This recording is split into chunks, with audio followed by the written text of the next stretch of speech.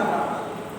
সম্মানিত উপস্থিতি, আমরা ইতিপূর্বে ইব্রাহিম আলাইহিস সালামের অনেকগুলো জীবনী সম্পর্কে আলোচনা করেছি জুমায়। তো সেখানে দেখেছি হযরত ইব্রাহিম আলাইহিস সালাম যখন তিনি ইরাকের বাবেল শহরে নিজ এলাকাতে আল্লাহ তাআলার তিনি দাওয়াত দিতে দিতে কোনোভাবেই তার এলাকাতে আল্লাহ তাআলার দাওয়াত দিয়ে মানুষকে হেদায়েতের পথে আনতে পারলেন না। তখন আল্লাহ তাআলার নির্দেশে তিনি বিভিন্ন দেশান্তরে আল্লাহ তাআলা দাওয়াত দেওয়ার জন্য সফরে যেতেন এবং সফর করতেন। অনুরূপভাবে কোনো এক সফরে আল্লাহ রাসূল হযরত ইব্রাহিম আলাইহিস সালাম তিনি তার স্ত্রী সারা রাদিয়াল্লাহু আনহা তাকে সাথে করে যাওয়া শুরু করলেন। যেতে যেতে হঠাৎ করে তিনি মিশরের মধ্যে ঢুকে পড়লেন। সেই সময় মিশরের স্বৈরাচারী যে শাসক ছিল তার এতটাই তিনি নির্যাতন করতেন, এতটাই অত্যাচারী ছিলেন। ইবনে কাসির এবং আল বিদায়া ওয়াল নিহায়া গ্রন্থে উল্লেখ করা হয়েছে যে সেই সময় মিশরের মধ্যে যদি অপরিচিত কোনো পুরুষ এবং তার সাথে যদি কোনো নারী যেত, যদি শুধু সম্পর্কে তার বোন না হয় অন্য কেউ হতো, স্ত্রী বা অন্য কেউ হতো, তাহলে ওই নারীকে তিনি তার সাথে ব্যভিচার করতেন, খারাপ ব্যবহার তার সাথে করতেন। তো যখন হযরত ইব্রাহিম আলাইহিস সালাম তার স্ত্রীকে নিয়ে মিশরের মধ্যে ঢুকে পড়লেন, কোনোভাবে মিশরের গোয়েন্দা বিভাগের মাধ্যমে তার কানে পৌঁছালো যে অপরিচিত এক যুবক সুন্দরী একটা নারীকে নিয়ে এই দেশে আসছে নতুন। তখন হযরত ইব্রাহিম আলাইহিস সালাম এবং তার স্ত্রীকে ওই স্বৈরাচারী শাসক তার বাহিনী দিয়ে গ্রেফতার করে তার বাসায় নিয়ে যাওয়া হলো। এরপরে সহিহ বুখারীর হাদিসে এসেছে বেশ কয়েকটি বিষয়ে যে এরপরে যখন ওখানে নিয়ে যাওয়া হলো তখন স্বৈরাচারী শাসককে ইব্রাহিম আলাইহিস সালাম তার স্ত্রীকে শিখাই দিলেন, বললেন যে পৃথিবীতে এখন এই জায়গাতে আমরা যা রয়েছি আমি আর তুমি ছাড়া মুসলিম কেউ নেই, আর সেই দিক থেকে আমরা দুজন পরস্পর দিনই ভাই বোন। তোমাকে যদি জিজ্ঞাসা করে স্বৈরাচারী শাসক যে সম্পর্কের দিক থেকে কি হই আমি, তখন বলবা যে আমি তোমার ভাই হই। হাদিস শরীফে এসেছে যে আল্লাহ রাসূল ইব্রাহিম আলাইহিস সালাম হেকমতের সাথে তিনটা কথা তিন জায়গায় বলেছিলেন, যার অভ্যন্তরীণ কথাটি ছিল একরকম এবং বাহ্যিকভাবে মানুষ মনে করত আরেক রকম। তার মধ্যে একটা হলো এইটা যে সে অভ্যন্তরীণভাবে বোঝাতে চেয়েছে তিনি ভাই বোন, আর যাতে বাইরের লোক মনে করে যে সম্পর্কে রক্তের সম্পর্কের বোন হয়। এবং দ্বিতীয় এবং তৃতীয়টি আমরা শুনেছি এর আগে যে যখন মূর্তি পূজার জন্য তাকে ডাকা হয়েছিল তখন তিনি বলেছিল মাকাওয়ালা ইন্নী সাকিম, আমি অসুস্থ। সে অভ্যন্তরীণভাবে বোঝাতে চেয়েছিল আমি হলাম মানসিকভাবে অসুস্থ। তোমরা যে শিরক বিদআতের মধ্যে জড়িয়ে আছো আল্লাহর দ্বীনকে ভুলে গিয়ে, এটা থেকে আমি মানসিকভাবে অসুস্থ হয়ে পড়েছি। কিন্তু বাহ্যিকভাবে মানুষ তার উপলব্ধি করলেও হয়তো সে শারীরিকভাবে অসুস্থ। তৃতীয় নম্বরে ছিল যখন ইব্রাহিম আলাইহিস সালাম মূর্তিগুলোকে ভেঙে চুরমার করে দিয়েছিল বড়টাকে বাদে, তখন যখন তাকে জিজ্ঞাসা করা হয়েছিল এটা কে ভেঙেছে, তখন তিনি বলেছিলেন কাবীরুহুম হাযা, বরং তোমাদের বড়টাই, আমাকে জিজ্ঞাসা করা বাদ দিয়ে তুমি তোমার বড়টাকে জিজ্ঞাসা করো।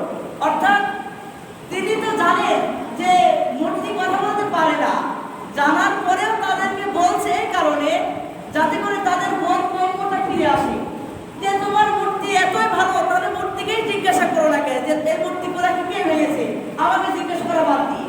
যাই হোক এই তিনটা বিষয়। তো যখন স্বৈরাচারী শাসকের ঘরে নিয়ে যাওয়া হলো হযরত সারা রাদিয়াল্লাহু আনহাকে, তখন তিনি যাওয়ার পরে তাফসীর ইবনে কাসিরে উল্লেখ করা হয়েছে যে যাওয়ার পরে সারা রাদিয়াল্লাহু আনহা বললেন যে আপনি আমাকে আগেই টাচ করবেন না, আমি 2 রাকাত সালাত আদায় করব। তার থেকে সে সময় চেয়ে নিলেন এবং সে নামাজের মধ্যে এইভাবে আল্লাহ তাআলার কাছে দোয়া করলেন, আল্লাহুম্মা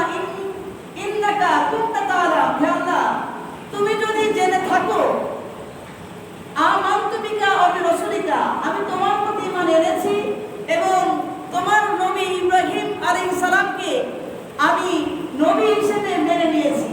ও বলছে না যে আমি নবীর স্ত্রী, বলছে আমি তোমার নবীকে নবী হিসেবে মেনে নিয়েছি।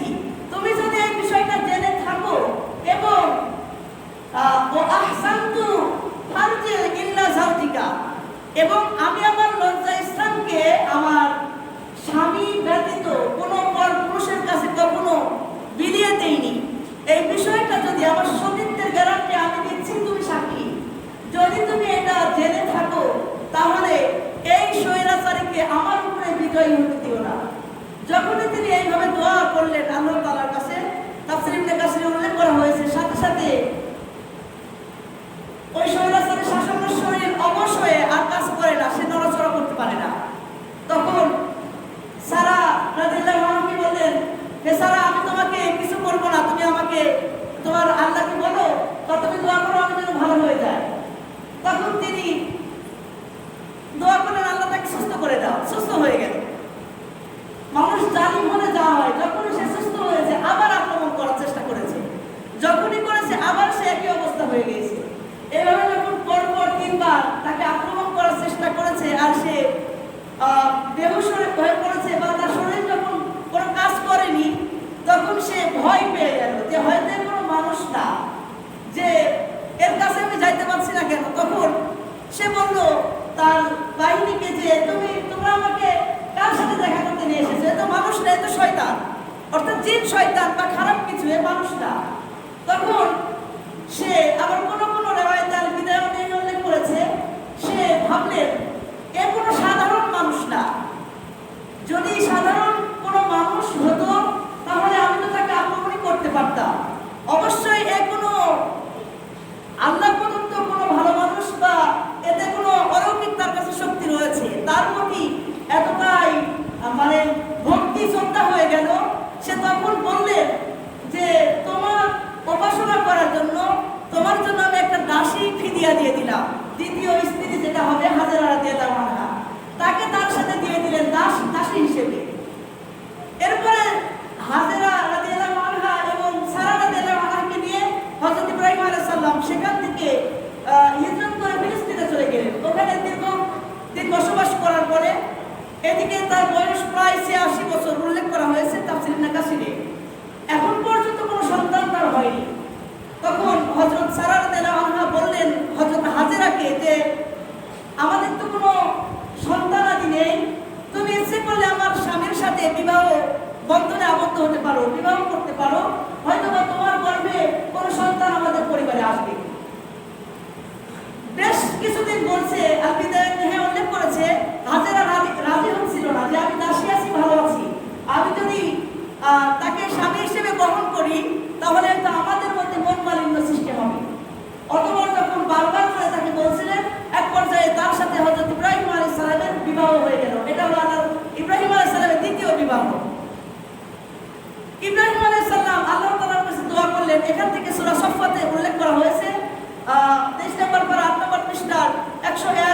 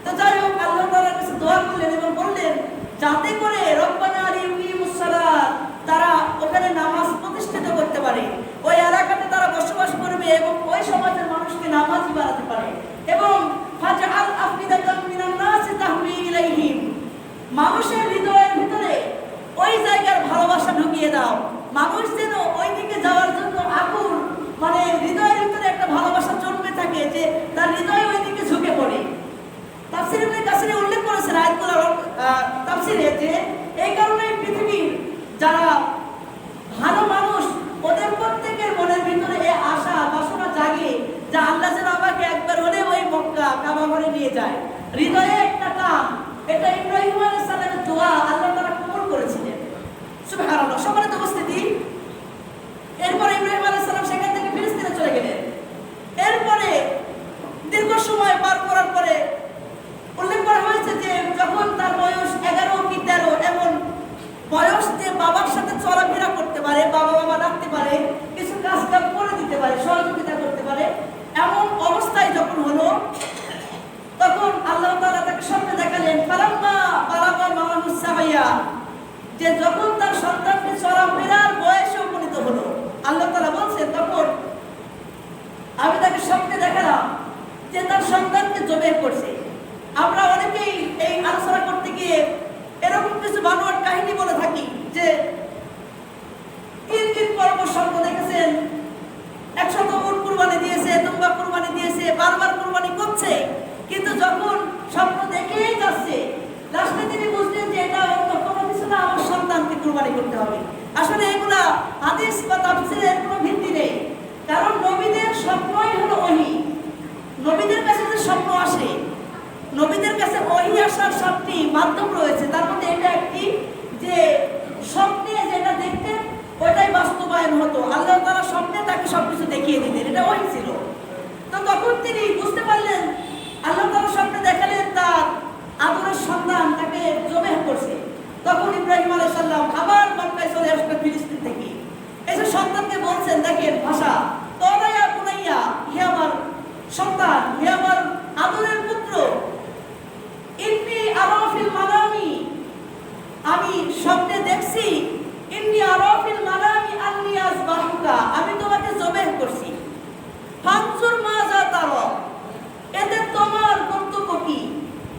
আমি স্বপ্নে দেখেছি আমি তোমাকে জবেহ করছি, আল্লাহ আমাকে নির্দেশ দিয়েছে আমি তোমাকে জবাই করছি, এখন তোমার মন্তব্য কি তুমি পেশ করো। যেমন পিতা তেমন সন্তান। দেখেন সন্তানের বক্তব্য। এবার সন্তান বলছে, গলাইয়া আমাতিফা, হে আমার পিতা, আমাতিফাল মা তুমার, আপনাকে আল্লাহ যেটা নির্দেশ করেছে আপনি তাই করুন।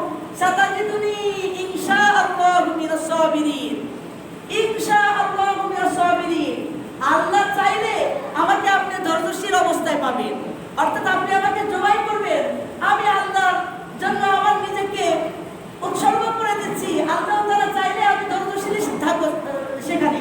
এখানে আরেকটি বিষয় যে অনেকে আমরা আলোচনা এরকম শুনেছি, যখন তিনি জবেহ করেন কাপড় বাঁধে, হাত পা সন্তানে বেঁধে কাত করে শোয়, এই কথাগুলো এখানে বানোয়াট।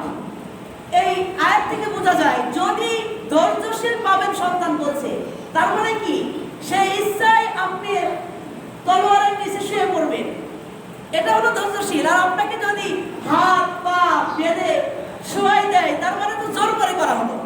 কথা বুঝতে পেরেছেন? মানে কোরআনের সাথে এগুলো মিলে না, কিন্তু যে তাকে কাত করে শোয়াই দিলেন, আল্লাহ তাআলা বলছেন যে ফালাম্মা আসলামা ওয়াতাল্লাহু লিল জাবিন, অতঃপর পিতা পুত্র দুজনে ওয়াতাল্লাহু লিল জাবিন, আল্লাহর কাছে জামিন হয়ে গেল, মাথা নত করে দিল। পুত্র শুয়ে পড়েছে আর পিতা তলোয়ার ধরে সন্তানকে জবাইয়ের জন্য প্রস্তুত হয়ে গেল। দর্শক ফেরেশতারা, সমস্ত ফেরেশতারা তাফসীরে কাসিরে উল্লেখ করা হয়েছে, মানে এই বিস্ময়কর দৃশ্য দেখে হতবাক যে 90 বছরের একটা বৃদ্ধা, বয়োজ্যেষ্ঠ একজন মানুষ, 90 বছর হলে আমরা যদি একটা সন্তানের আশা করি তাকে পাগল বলবো না, যে 90 বছরের বৃদ্ধা ওর আবার সন্তান হবে কি করে? এই বৃদ্ধা বয়সে একটা সন্তান আল্লাহ দিল, ওই সন্তানকে আল্লাহর জন্য কুরবানি করছে। কত বড় ত্যাগ, কত বড় আল্লাহর নৈকট্য অর্জন করলে এটা সম্ভব হয়।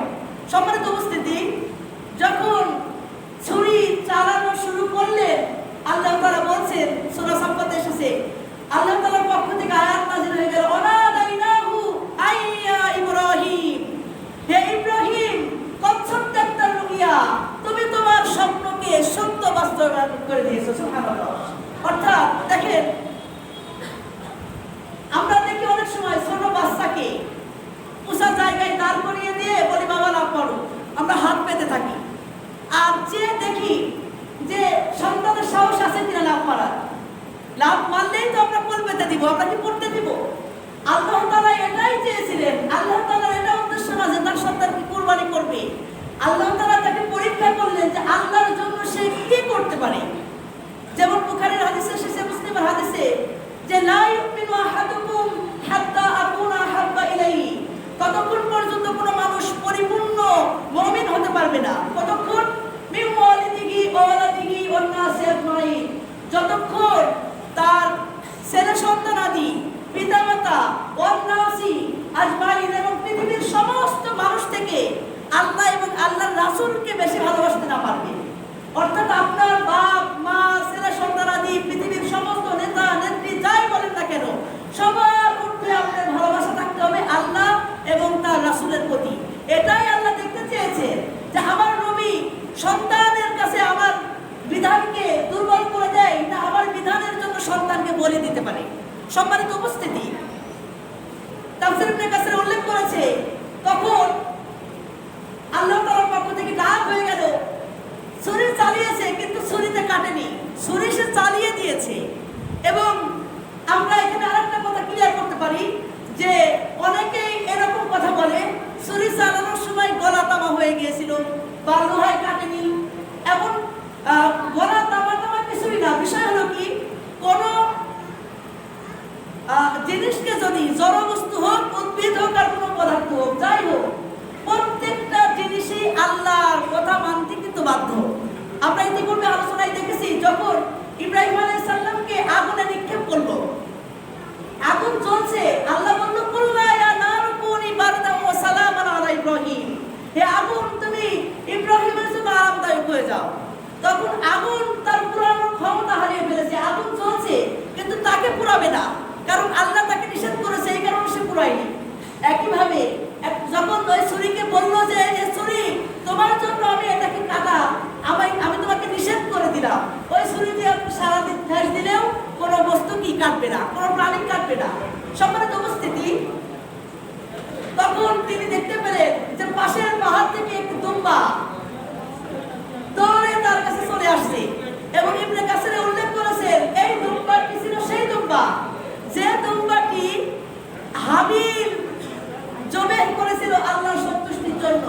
এই দুম্বাটি জান্নাতে 40 বছর পালিত হয়েছে, লালন পালন করা হয়েছে। আল্লাহ তাআলা বলছেন অফাদাইনাহু বিযিবহিন আযীম, আমি ওই পানির মাধ্যমে অফাদাইনাহু ইসমাঈলের ফিদিয়া হিসেবে ওই প্রাণীটিকে আমি আবার পৃথিবীতে পাঠিয়েছিলাম। অর্থাৎ ওই কুরবানি আল্লাহ তাআলার পক্ষ থেকে ইব্রাহিম আলাইহিস সালাম করে দিলেন এবং সেখান থেকেই আমাদের এই কুরবানির রীতিনীতি চালু হয়ে গেল যে পশু কুরবানি করতে হবে। সর্বপ্রথম পশু কুরবানি ওইটাই যেটা ইব্রাহিম আলাইহিস সালাম তার সন্তানের পরিবর্তে করেছিলেন। সম্মানিত উপস্থিতি, এই কারণে এর থেকে আমরা কিছু শিক্ষা নিতে পারি যে আমাদেরকে আমরা আল্লাহ তাআলার বিধানের কাছে আমাদের দুনিয়ার সমস্ত ভোগ বিলাসিতা সবকিছু তুচ্ছ করে দিতে হবে। সর্বপ্রথম আল্লাহর বিধান মানতে হবে, আপনাকে আল্লাহর বিধানের কাছে মাথা নত করে দিতে হবে। 2 নাম্বার, আপনার সন্তানকে আপনাকে ওইভাবেই তৈরি করতে হবে যে সন্তান আল্লাহর বিধানের জন্য তার জীবন দিয়ে দিতে প্রস্তুত হয়। এটা বাবা মাই তাকে তৈরি করবে, অন্য কেউ না। আপনাকে ওইভাবে আপনার সন্তানকে তৈরি করতে হবে যেন আপনার সন্তান আল্লাহর বিরুদ্ধে না চলে যায়, আল্লাহর বিধানের বিরুদ্ধে আচরণ না করে কোরআন হাদিস যেটা বলে ওইটাই মানতে বাধ্য হয়। এরকম সন্তান যেন আমরা তৈরি করতে পারি, এরকম আমাদের প্রস্তুতি আমাদের নিতে হবে। সম্মানিত উপস্থিতি, কুরবানিটা এর শব্দের অর্থই হলো ত্যাগ, তিতিক্ষা, মানে আল্লাহর জন্য আপনি কতটুকু ত্যাগ করতে পারবেন এটা দেখার বিষয়।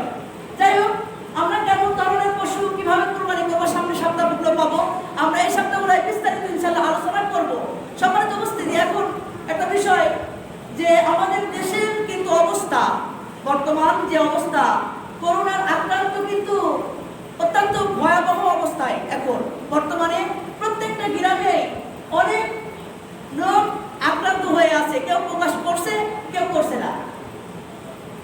যাত্রা ফিরাস হচ্ছে ধরেন সে প্রকাশ করছে, আর যাত্রা ফিরাস হয়নি অনেকেই আছে দীর্ঘ ঠান্ডা কাশি লেগে থাকছে, ভয়ে কিন্তু ও টেস্ট করছে না।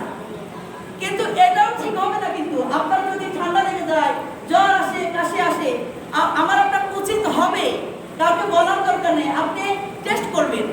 টেস্ট করে যদি দেখেন পজিটিভ হয়, আপনার মানুষের বলার দরকার নেই, আপনি নিজের থেকেই তো নিজে সচেতন হতে পারেন। কিন্তু যখন আপনি ঠান্ডা ঠান্ডা নিয়ে, কাশি নিয়ে দোকানে মোড়ে সব জায়গায় আড্ডা দিবেন, বসে থাকবেন, আর আপনি টেস্টও করছেন না ভয়ে, এমন হতে পারে আপনি আক্রান্ত হয়েছেন, আপনার থেকে আরো 10 জন আক্রান্ত হয়ে যাবে। এই দায়ভার কে নেবে?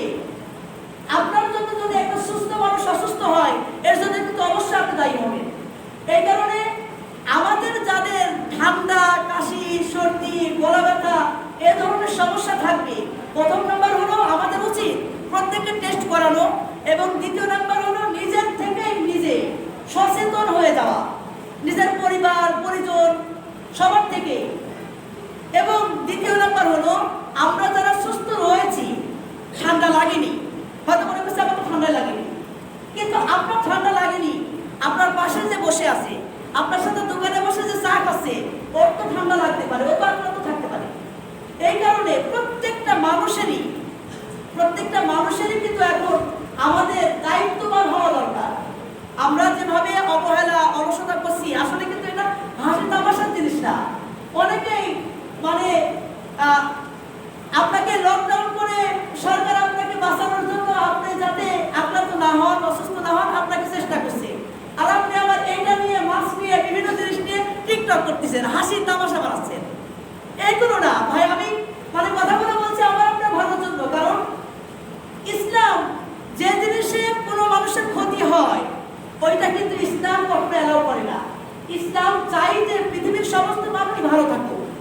আপনাকে ভালো থাকার জন্য আপনাকে নিজেকেই চেষ্টা করতে হবে। এই কারণে আরেকটু অনুরোধ, যে আমরা যারা রয়েছি অনেকেই আছি যে করোনা দেখে খুব ভয় পাচ্ছি, কিন্তু নামাজ পড়ছি না। একটা বিষয়, আপনি আল্লাহ, একটা প্রথম নাম্বার হলো আপনাকে বিশ্বাস করতে হবে অবশ্যই যে সমস্ত রোগ দেওয়ার মালিক আল্লাহ। দ্বিতীয় নাম্বার হলো কিছু কিছু জিনিস রয়েছে যে আপনাকে কি নিজের কর্মে কিছু কিছু বিপদ নিজে ডেকে আনে। এখন আপনি যদি রাস্তায় গাড়ি চলছে, আপনার গাড়ির সামনে দৌড়ে গিয়ে ঝাঁপ দেন, দিয়ে বলেন যে আল্লাহ তো বাঁচানোর মালিক, আমি আপনার দ্বারা করি, গাড়ি আমার মারবে না, আপনাকে কি দাঁড়ে হবে? গাড়ি যাচ্ছে, তাহলে আপনাকে এটা আগে মাথায় দিতে হবে, আমি যদি সামনে যাই আমি মারা যাবো, তাহলে আমাকে গাড়ি থেকে সেভ হতে হবে। তারপরে এটা বিশ্বাস তো অবশ্যই করতে হবে যে আল্লাহ, আমি সেফ জায়গাতে থাকলেও আল্লাহ মেরে দিতে পারে, ঠিক আছে, কিন্তু আপনাকে তো বাঁচার জন্য, ভালো থাকার জন্য আপনাকে চেষ্টা করতে হবে।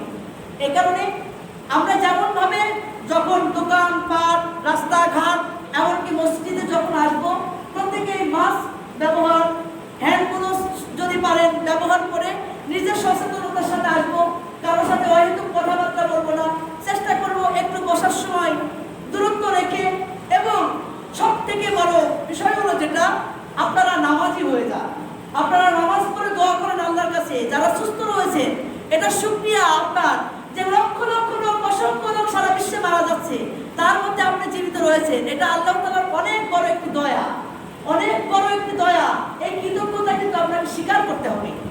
এই জন্য আমরা আল্লাহ তাআলার কৃতজ্ঞতা স্বীকার করব, নামাজ পড়বো এবং আল্লাহ তাআলার কাছে প্রতিনিয়ত দোয়া করবো, আল্লাহ তুমি আমাকে ভালো রাখো, আমার স্ত্রী, পরিবার পরিজন, আমার এলাকাবাসী, আমার দেশের লোকজন সকলকে ভালো রাখো। এটা আমাদের ইমানের দায়িত্ব ভাই। এবং আমরা প্রত্যেকেই সুস্থ থাকার চেষ্টা করব। আরেকটি বিষয় আপনাদের সচেতনতার জন্য, এমন হচ্ছে অনেক কারো করোনা হয়নি, আপনি আন্দাজে বলে দিচ্ছেন ওই অমুক বাড়ির অমুক লোকের করোনা হয়েছে, আপনাকে এটা দায়িত্ব দেওয়া হয়নি। একটা মানুষের করোনা হয়নি, আপনি আন্দাজে একটা মানুষের নামে দোষ দিয়ে দিচ্ছেন। আপনার নিজেরও তো হতে পারে, আপনি নিজে জানেন না, একজন থেকে শুনে সমাজে মানে গুজব ছড়াই দিচ্ছেন যে অমুক বাড়ির করোনা হয়েছে, অমুকের করোনা হয়েছে, তমুকের করোনা হয়েছে। এটা না বলে আপনি আপনার মতো সেফ থাকেন, আপনি আপনার মতো বাঁচার চেষ্টা করেন। কার হলো না হলো এ নিয়ে সমালোচনা, মানুষের মধ্যে বরাবরই এইগুলো করে একটা মানুষের হয়নি, এমনও হচ্ছে একজনের হয়নি করোনা, আমরা বলছি অমুকের করোনা হয়েছে। আন্দাজে অনুমান করে কোনো কথা বলা, এটা কিন্তু সম্পূর্ণ নিষেধ। আল্লাহ বলছেন সূরা হুজুরাত 13 নম্বর